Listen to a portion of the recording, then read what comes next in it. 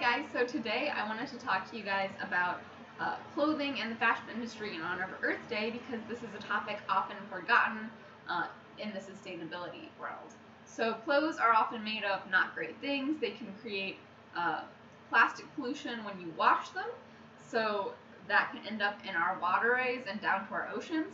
So really buying used is the best option.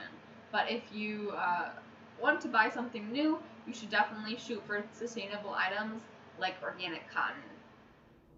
So, the term fast fashion is referring to how we have been going about clothing and fashion in recent years. Historically, we have seen that actual fashion trends last decades. However, we have things going in and out of style in just months or seasons of the year currently. So, with these rapidly changing fashion trends, clothing is also being made for super cheap and not great quality. What does this mean? This means that consumers are driving that. They're saying, I don't want to pay a whole lot when the fashion's just going to go out of style anyway.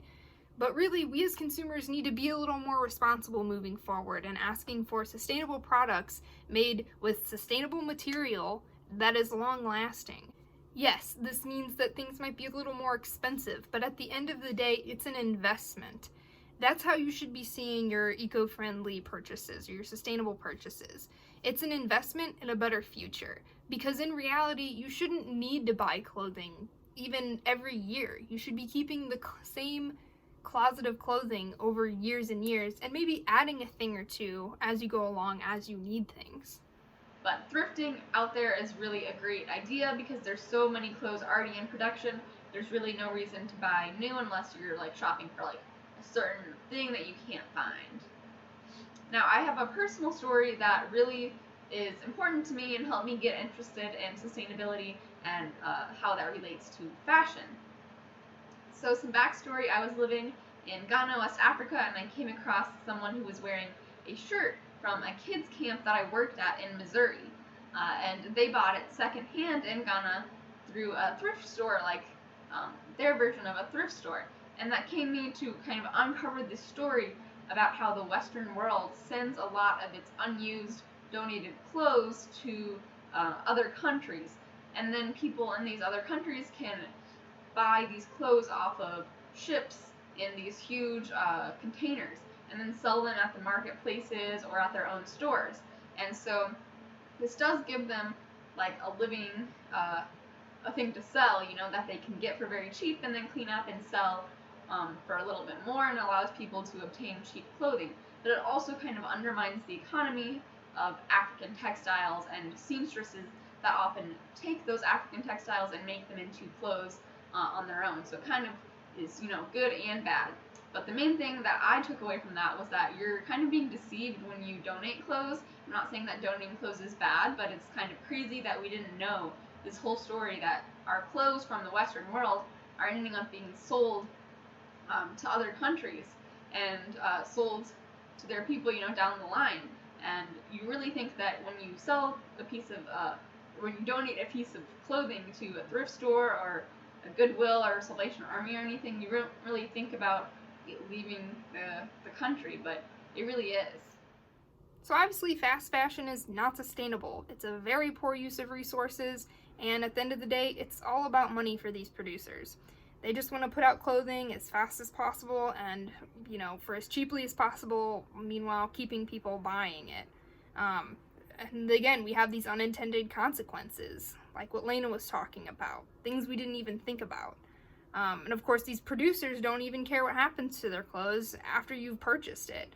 Once they've got your money, they don't care about the fact that your button fell off the first time you put it on or it tore. I personally have had that happen quite a few times.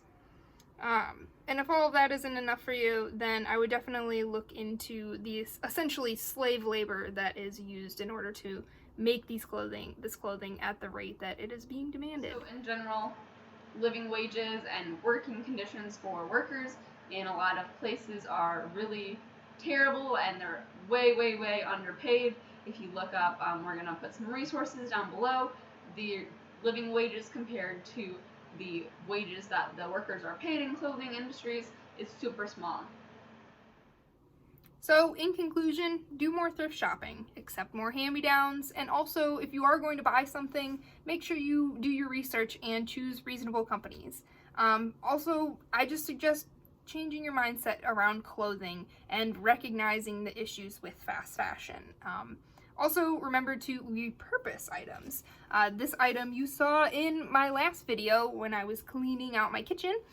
It is actually a sock. And I have been using socks that have been tearing at the toes as little cleaning rags. Sometimes you get ones that are not so great at cleaning, like this one, but could easily be used as wrapping paper for a small gift. So those are some ideas for repurposing there. The last little tip I have here is to sew and mend, and just in general take care of clothing that you already have. You would be amazed at how long certain pieces of clothing can actually last you if you just give them a little bit of care. And then, of course, I'm not the best at sewing, so things don't always turn out the best. But in the end, my boyfriend didn't seem to care very much, as this particular pair of shorts is just for around the house. So I hope everyone is staying safe, and happy Earth Day. Thank you for spending your time with me, and come back next week. Bye.